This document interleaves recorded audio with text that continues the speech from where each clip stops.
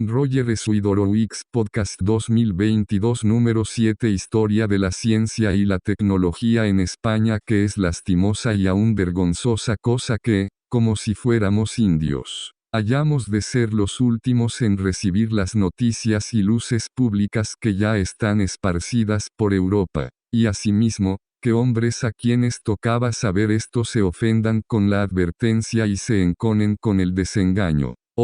Y que cierto es que el intentar apartar el dictamen de una opinión anticuada es de lo más difícil que se pretende en los hombres. Juan de Cabriada. Carta Filosófico-Médico-Chimica, 1687.23. La conciencia del mal estado de las ciencias y las técnicas en España surge a partir de la introspección negativa de los arbitristas del siglo XVII, y sobre todo desde el siglo XVIII, que a las luces de la razón buscaba el progreso en las ciencias útiles. Tras el debate generado por la provocativa pregunta ¿qué se debe a España de Masson de Morvilliers, véase Pan y Toros?, pasó a ser un tópico que la ciencia española mostraba un atraso considerable frente a la de los demás países europeos. Al contrario que la literatura española, entendida como literatura artística, o el arte español. De hecho, el tópico pasó a ser de tan extendido uso que provocó la queja por la queja en autores como Cadalso o Larra,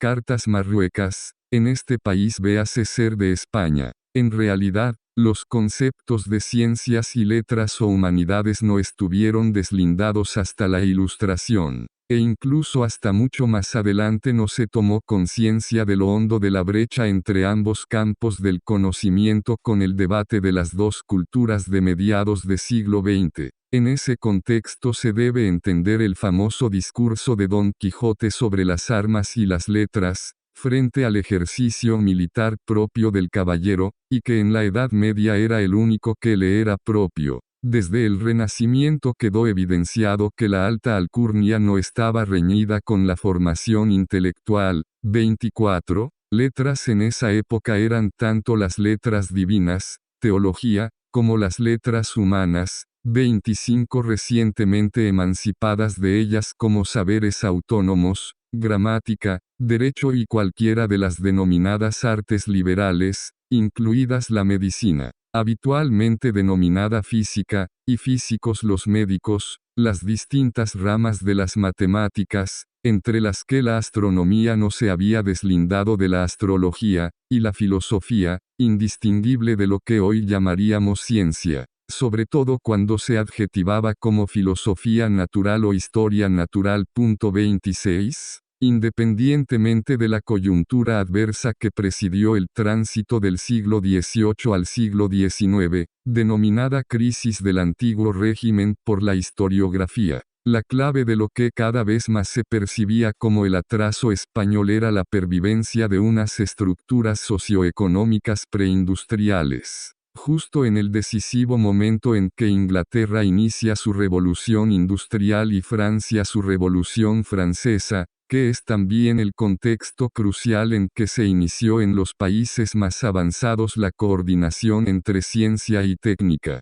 mundos hasta entonces sustancialmente ajenos, que llevará con el tiempo a la formación de una verdadera tecnología y a los procesos de retroalimentación, originados por la demanda social de innovaciones, que han dado en denominarse ciencia-tecnología, sociedad, CTS. La expresión intelectual de la resistencia a la modernización en España fue la fortísima oposición entre afrancesados y casticistas, que se radicalizó con la atribución de todo tipo de heterodoxias religiosas a los ilustrados, jansenismo, masonería, panteísmo, libre pensamiento, volterianismo, agnosticismo, ateísmo ejemplificado en el proceso inquisitorial a Pablo de Olavide. Paradójicamente, en el lado del clero, también las víctimas que cayeron fueron los más preparados científicamente, los jesuitas, 27 expulsados en 1767 al ser culpados del motín de Esquilache. Sus colegios y bibliotecas fueron confiscados y sus miembros dispersados, muchos de ellos, desde Roma, continuaron su producción científica y literaria en español. Los Escolapios 28 pasaron a ser la orden más dedicada a la enseñanza en entornos extrauniversitarios, aunque en niveles mucho más elementales, los jesuitas se centraban en la élite social e intelectual. La Compañía de Jesús se reintrodujo en España en el siglo XIX, volvió a ser suprimida durante la Segunda República y se restauró con el franquismo. En cualquier caso, los recelos anticientíficos no fueron monopolio español. En la Inglaterra y la Holanda de finales del XV y comienzos del XV hubo fortísima oposición médica al uso de la quina, polvo de los jesuitas 29, maquinaria de excavación en las minas de Río Tinto.